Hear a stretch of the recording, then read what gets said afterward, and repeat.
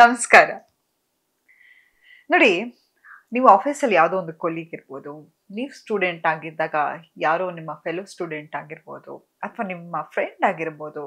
ಯಾವ ವ್ಯಕ್ತಿ ತುಂಬ ಕಾನ್ಫಿಡೆನ್ಸಿಂದ ಇರ್ತಾನೋ ಆತನಿಗೆ ಒಂದು ಆಕರ್ಷಣೆಯ ಶಕ್ತಿ ಇರುತ್ತೆ. ಎಷ್ಟೋ ಸತಿ ನಿಮಗೆ ಗೊತ್ತಿಲ್ಲದ ಹಾಗೆ ನಿಮಗೆ ಅವ್ರ ಮೇಲೆ ಒಂದು ಅಟ್ರಾಕ್ಷನ್ಗೆ ಒಳಗಾಗಿರ್ತೀರ. ಆದರೆ ಇಂಥ ಕಾನ್ಫಿಡೆನ್ಸ್ನ ನಾನು ಹೇಗೆ ಬೆಳೆಸ್ಕೊಳ್ಳೋದು? ನಿಜ ಹೇಳ, ನಾವು ಯಾರನ್ನ ಸಕ್ಸಸ್ಫುಲ್ ಆಗಿ ನೋಡಿದ್ರು ಅವ್ರಿಗೆ ಮೇನ್ ಕೀ ಫ್ಯಾಕ್ಟರ್ ಅವ್ರ ಹತ್ರ ಏನು ಸೀಕ್ರೆಟ್ ಇರತ್ತಪ್ಪ ಅಂತ ಹೇಳಿದ್ರೆ ಅವರೆಲ್ಲರೂ ಕಾನ್ಫಿಡೆನ್ಸಿಂದ ಇರ್ತಾರೆ. ಆದರೆ ಕೆಲವು ಸತಿ ನಾವು ಬೆಳೆತಕ್ಕಂತಹ ವಾತಾವರಣ ಆಗಿರ್ಬೋದು, ನಾವು ಪಟ್ಟಿರ್ತಕ್ಕಂತಹ ಕಷ್ಟ ಆಗಿರಬಹುದು, ಅಥವಾ ನಮ್ಮ ಬ್ರೈನ್ ವೈರ್ ಸಿಸ್ಟಮ್ ಏನಿರುತ್ತೋ ಅದೆಲ್ಲವೂ ನಮ್ಮ ಕಾನ್ಫಿಡೆನ್ಸನ್ನು ತುಂಬಿಸ್ತಾ ಹೋಗುತ್ತೆ. ಎಷ್ಟೋ ಸತಿ ನಮಗೆ ಓದಲಿಕ್ಕೆ ಒಂದು ಒಳ್ಳೆ ಶಾಲೆ ಸಿಕ್ಕಿರಲ್ಲ, ಮಾತಾಡೋ ಲ್ಯಾಂಗ್ವೇಜ್ ಮೇಲೆ ಹಿಡಿತಾ ಇರಲ್ಲ. ಕೆಲವು ಸತಿ ನನಗೆ ಇಂಗ್ಲೀಷ್ ಬರಲ್ಲ, ನನ್ನ ಕಾನ್ಫಿಡೆನ್ಸ್ ಕೂಗ್ತಾ ಇರುತ್ತೆ. ಕೆಲವು ಸತಿ ಆ ಇಂಗ್ಲೀಷ್ ಗೊತ್ತಿಲ್ಲದೆ ಇಂಟರ್ವ್ಯೂಗೆ ಹೋಗೋಕ್ಕೂ ನಮ್ಗೆ ಆಗಿರಲ್ಲ. ನಮ್ಮ ಮೇಲೆ ನಮಗೆ ಕಾನ್ಫಿಡೆನ್ಸ್ ಇರಲ್ಲ. ನಾನು ನೋಡೋಕ್ಕೆ ಚೆನ್ನಾಗಿಲ್ವೇನೋ ಅಂತ ಅನ್ಕೋತಾ ಇರ್ತೀವಿ, ನನ್ನ ಮೈಕಟ್ಟು ಚೆನ್ನಾಗಿಲ್ವೇನೋ ಅನ್ಕೋತೀವಿ. ಹೀಗೆ ಏನೋ ಒಂದು ನಮ್ಮ ಮನಸ್ಸಿನ ಮೇಲೆ ನಾವೇ ಒಂದು ಭಾರವನ್ನು ಹೇರಿಸ್ಕೊಂಡು ಎಲ್ಲಾದರೂ ಹೋಗಿ ಒಬ್ಬರ ಹತ್ರ ಮಾತಾಡಬೇಕು ಅಂತ ಹೇಳಿದ್ರು ಆ ಕಾನ್ಫಿಡೆನ್ಸೇ ನಮಗೆ ಬರ್ತಾ ಇರಲ್ಲ. ಆದರೆ ಇವತ್ತು ಆ ಎಲ್ಲ ಬ್ರೈನ್ ವೈರ್ ಸಿಸ್ಟಮನ್ನು ಚೇಂಜ್ ಮಾಡೋಕ್ಕೆ ಈ ಎಪಿಸೋಡ್ನಲ್ಲಿ ಕಾನ್ಫಿಡೆನ್ಸನ್ನು ಇನ್ಸ್ಟೆಂಟಾಗಿ ಹೇಗೆ ಬೂಸ್ಟ್ ಮಾಡ್ಕೊಳ್ಳೋದು, ನಿಮ್ಮ ಮೇಲೆ ಹೇಗೆ ನಂಬಿಕೆ ಬರೋದು ಅನ್ನೋದ್ರ ಬಗ್ಗೆ ಮಾತಾಡ್ತಾ ಹೋಗೋಣ. ಮೊದಲನೇದಾಗಿ ಕಾನ್ಫಿಡೆನ್ಸ್ ಅಂದರೆ ಏನಪ್ಪ ಅಂತ ಹೇಳಿದ್ರೆ, ಮೊದಲನೇದಾಗಿ ನಿಮ್ಮ ಮೇಲೆ ಇರ್ತಕ್ಕಂತಹ ಭಯವನ್ನು ನೀವು ತೊಲಗಾಡಿಸೋದು. ಹೇಗೆ ಅಂತ ಹೇಳಿದ್ರೆ, ನೋಡಿ, ನೀವು ಹುಟ್ಟಿದಾಗ ಬಾಯಲ್ಲಿ ಹಲ್ಲಿರಲ್ಲ, ತಲೆಯಲ್ಲಿ ಕೂದಲಿರಲ್ಲ, ಸರಿಯಾಗಿ ನಡೆಯೋಕ್ಕೆ ಬರ್ತಾ ಇರಲ್ಲ. ಆದರೂ ಎಷ್ಟು ಸಂತೋಷದಿಂದ ಎಲ್ಲ ಕಡೆ ಓಡಾಡ್ತಿರ್ತೀರ, ಎಷ್ಟು ಖುಷಿಯಿಂದ ಆ ಕಡೆ ಈ ಕಡೆ ನಗ್ತಾ ಇರ್ತೀರ, ಓಡಾಡ್ತಿರ್ತೀರ. ಏನೋ ನಿಮ್ ನೋಡಿದ್ರೇ ಎಲ್ರಿಗೂ ಅಟ್ರಾಕ್ಷನ್ಗೆ ಒಳಗಾಗ್ತಾ ಇರ್ತಾರೆ. ನೀವು ನೋಡಿ, ಇವತ್ತು ಒಂದು ಸಣ್ಣ ಮಗುವಿಗೆ ಏನಿಲ್ಲ ಅಂತ ಹೇಳಿದ್ರೆ ಆ ಮಗುನ ಹೋಗಿ ಮಾತಾಡ್ಸೋಣ ಅಂತ ಅನ್ಸುತ್ತೆ ಅಲ್ವಾ? ಆ ಎನರ್ಜಿ ಮಗುಗಿರುತ್ತೆ. ಅಂಥದ್ರಲ್ಲಿ ಬೆಳೀತಾ ಬೆಳೀತಾ ನಾವು ಯಾಕೆ ನಮ್ಮ ಮೇಲೆ ಇಷ್ಟೊಂದು ಭಾರವನ್ನು ಹೊರಿಸ್ಕೊತಾ ಹೋಗ್ತೀವಿ?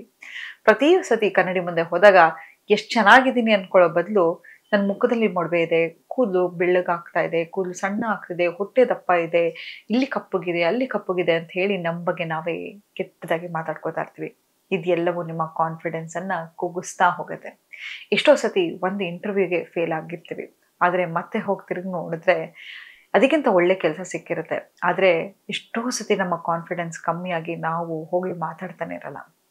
ಕಾನ್ಫಿಡೆನ್ಸ್ನ ಇನ್ಸ್ಟೆಂಟಾಗಿ ಬೂಸ್ಟ್ ಮಾಡ್ಕೋಬೇಕು ಅಂತ ಹೇಳಿದ್ರೆ ಆ ನೆಗೆಟಿವ್ ಸೆಲ್ಫ್ ಟಾಕನ್ನು ಬಿಟ್ಬಿಡಿ. ನನ್ನ ಕೈಯಲ್ಲಿ ಆಗಲ್ಲ, ನನ್ನ ಕೈಲಿ ಏನೂ ಮಾಡೋಕ್ಕಾಗಲ್ಲ.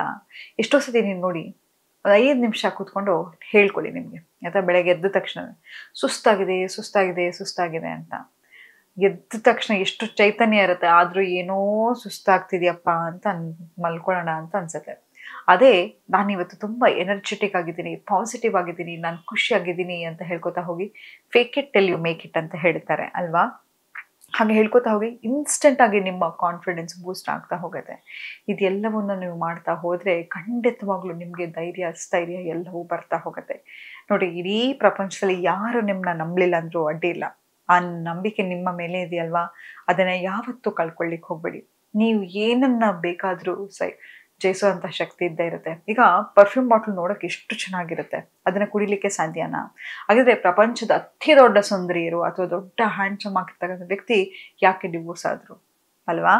ಯಾವತ್ತೂ ತಿಳ್ಕೊಳ್ಳಿ, ಲುಕ್ಸು ಯಾರನ್ನು ಇಂಪ್ರೆಸ್ ಮಾಡ್ಲಿಕ್ಕೆ ಸಾಧ್ಯ ಇಲ್ಲ. ಅವರ ಪರ್ಸ್ನಾಲಿಟಿ ಆಗಿರ್ಬೋದು, ಅವರ ವ್ಯಕ್ತಿತ್ವ ನಮಗೆ ನಿಜವಾಗ್ಲೂ ಇಂಪ್ರೆಸ್ ಆಗ್ತಾ ಹೋಗುತ್ತೆ. ಯಾವಾಗ ನಾವು ಬ್ಯೂಟಿ ಹಿಂದೆ, ಲುಕ್ಸ್ ಹಿಂದೆ ನನ್ನನ್ನು ಹಿಂಗೆ ಜಡ್ಜ್ ಮಾಡ್ತಾರೆ, ನಾನು ಬೆಳ್ಳಕ್ಕಿಲ್ಲ, ನಾನು ಕಪ್ಪುಗಿದ್ದೀನಿ, ಹೀಗೆ ಹಾಗೆ ಅಂತ ನಮ್ಮನ ಮೇಲೆ ನಾವು ಯಾವಾಗ ಅನ್ರಿಯಲಿಸ್ಟಿಕ್ ಎಕ್ಸ್ಪೆಕ್ಟೇಷನ್ ಇಟ್ಕೋತಾ ಹೋಗ್ತೀವೋ ಆಗ ನಾವು ಬೀಳ್ತಾ ಹೋಗ್ತೀವಿ. ಮತ್ತು ಸಟಲ್ಲಾಗಿ ಕಂಪೇರ್ ಮಾಡ್ಕೊಳ್ಳೋದನ್ನ ನಿಲ್ಲಿಸ್ಬೇಡಿ.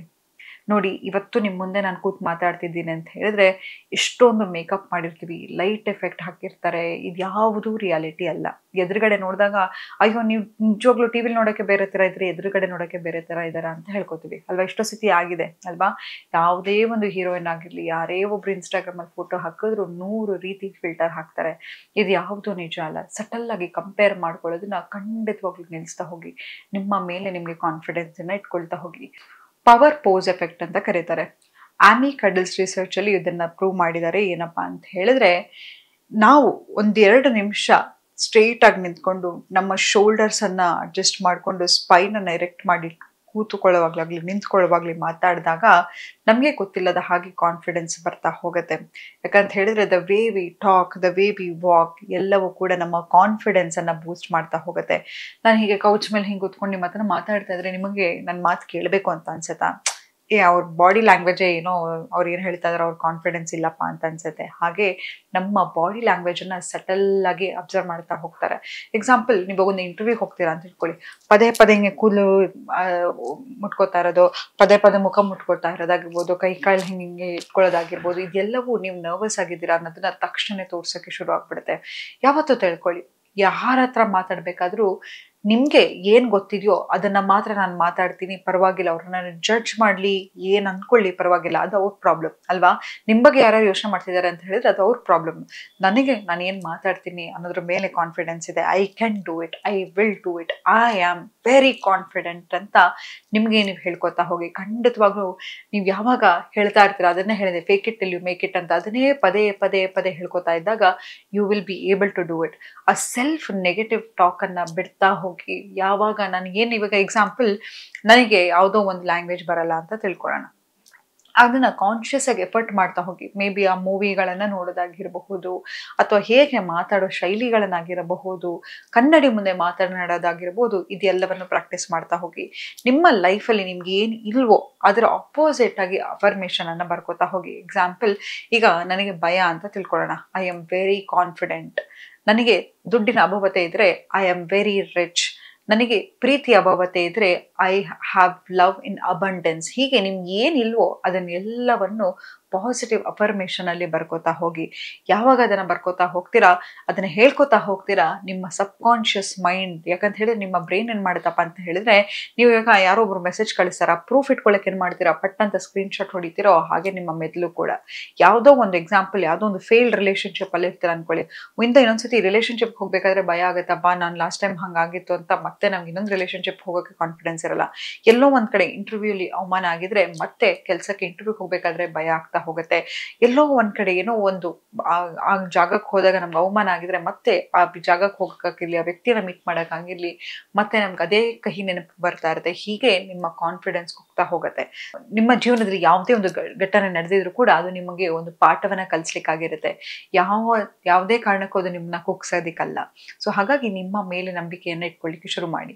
ನಂತರ ಮೈಕ್ರೋ ಗೋಲ್ಸ್ ಮೇಲೆ ಫೋಕಸ್ ಮಾಡಿ. ಎಕ್ಸಾಂಪಲ್, ಇವತ್ತು ನಾನು ಬಿಲ್ ಗೇಟ್ಸ್ ಆಗ್ಬೇಕು ಅಂತ ಹೇಳಿ ನಾನು ಒಂದು CEO ಆಗ್ಬೇಕು, ನಾನು ಕಷ್ಟಪಟ್ಟು ದುಡಿಬೇಕು, ಹಾಗೆ ಮಾಡ್ಬೇಕು, ಹೀಗೆ ಮಾಡ್ಬೇಕು ಅಂತ ದೊಡ್ಡ ದೊಡ್ಡ ಗೋಲ್ಸ್ ಅನ್ನ ಇಟ್ಕೊಳ್ಳಿಕ್ ಹೋಗ್ಬೇಡಿ.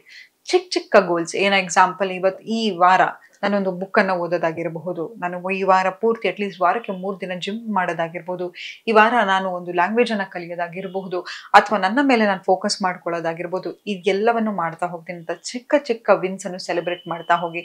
ಯಾವಾಗ ನಿಮ್ಮನ್ನ ನೀವು ಸೆಲೆಬ್ರೇಟ್ ಮಾಡ್ತಾ ಹೋಗ್ತೀರಾ, ನಿಮ್ಗಿಂತ ದೊಡ್ಡ ಸೆಲ್ಫ್ ಮೋಟಿವೇಟರ್ ಬೇರೆ ಯಾರು ಇಲ್ಲ. ನೋಡಿ, ಯಾವತ್ತು ತಿಳ್ಕೊಳ್ಳಿ, ಯಾವತ್ತು ಪರ್ಫೆಕ್ಟ್ ಆಗಿರ್ಬೇಕು ಅಂತ ಅನ್ಕೊಳಕ್ ಹೋಗ್ಬೇಡಿ. ಈಗ imperfect is the new perfect ಅಂತ. ನೋಡಿ, ಈಗ ಎಕ್ಸಾಂಪಲ್, ನೀವು ಯಾರ್ದೋ ಒಬ್ರು ಮನೆಗೆ ಹೋಗ್ತೀರಾ, ಎಲ್ಲವೂ ಕನ್ನಡಿ ರೀತಿ ಇರುತ್ತೆ ಅಂತ ತಿಳ್ಕೊಳ್ಳೋಣ. ವೈಟ್ ಕಲರ್ ಸೋಫಾ ಇರುತ್ತೆ, ಅಥವಾ ಎಲ್ಲವೂ ತುಂಬಾ ಡೆಲಿಕೇಟ್ ಆಗಿರುತ್ತೆ. ಅಲ್ಲಿ ಹೋಗಿ ನೀವು ಆರಾಮಾಗಿ ರಿಲ್ಯಾಕ್ಸ್ ಮಾಡ್ಲಿಕ್ಕೆ ಸಾಧ್ಯನಾ? ಇಲ್ಲ ಅಲ್ವಾ? You can't relate with perfectionism. ಎಷ್ಟೋ ಸತಿ ನೀವು ನೋಡಿರ್ಬೋದು, ನಿಮ್ಗೆ ಗೊತ್ತಿರ್ತಕ್ಕಂಥವ್ರು ತುಂಬಾ ಎಲ್ಲದ್ರಲ್ಲೂ ಪರ್ಫೆಕ್ಟ್ ಇರ್ತಾರೆ, ಆದ್ರೂ ಕೂಡ ಅವ್ರಿಗೆ ಯಾಕೆ ಅವ್ರಿಗೆ ಮದ್ವೆ ಆಗಿಲ್ಲ, ನೋಡಕ್ ಅಷ್ಟು ಚೆನ್ನಾಗಿದ್ದಾರೆ, ಒಳ್ಳೆ ಕೆಲಸ ಇದೆ, ಒಳ್ಳೆ ಎಲ್ಲವೂ ಎಲ್ಲ ಇದೆ, ಯಾಕೆ ಅವ್ರನ್ನ ಸಿಂಗಲ್ ಆಗಿರ್ತಾರೆ ಅಂತ ಹೇಳಿದ್ರೆ, ಪರ್ಫೆಕ್ಟ್ ಆಗಿರೋರ ಜೊತೆ ನಮ್ಗೆ ರಿಲೇಟ್ ಮಾಡ್ಕೊಳ್ಲಿಕ್ಕೆ ಆಗೋದಿಲ್ಲ. Imperfection is the new perfect ಅಂತ. ಹಾಗಾಗಿ ನಿಮ್ಮ ಮೇಲೆ ಯಾವುದೋ ಒಂದು ಅನ್ರಿಯಲಿಸ್ಟಿಕ್ ಎಕ್ಸ್ಪೆಕ್ಟೇಷನ್, ಯಾರೋ ಒಂದು ಫೋಟೋ ಹಾಕಿದ್ರು ನನ್ನ ಸ್ಕಿನ್ ಯಾಕೆ ಹಂಗಿಲ್ಲ, ಯಾರೋ ಒಂದು ವೆಕೇಶನ್ಗೆ ಹೋದ್ರು ನಾನು ಯಾಕೆ ಹೋಗೋಕ್ಕಾಗ್ತಿಲ್ಲ, ಯಾರೋ ಆ ಮನೆ ತಗೊಂಡ್ರು ಯಾಕೆ ನಾನು ಹೋಗೋಕ್ಕಾಗ್ತಿಲ್ಲ ಅಂತ ಅನ್ಕೊಳ್ಲಿಕ್ಕೆ ಹೋಗ್ಬೇಡಿ. ಒಂದಲ್ಲ ಒಂದೇ ದಿನ ನಿಮ್ಮ ಟೈಮ್ ಬಂದೇ ಬರುತ್ತೆ. ದಯವಿಟ್ಟು ಯಾರೇ ಏನೇ ನಿಮ್ಮ ಬಗ್ಗೆ ಮಾತಾಡ್ಲಿ, ನಿಮ್ಮ ಮೇಲೆ ನಂಬಿಕೆಯನ್ನ ಮಾತ್ರ ಕಳ್ಕೊಬೇಡಿ ಅಂತ ಹೇಳ್ತಾ ಇವತ್ತಿನ ಸಂಚಿಕೆನ ನಾನು ಮುಕ್ತಾಯಗೊಳಿಸ್ತಿದ್ದೀನಿ. ಧನ್ಯವಾದಗಳು.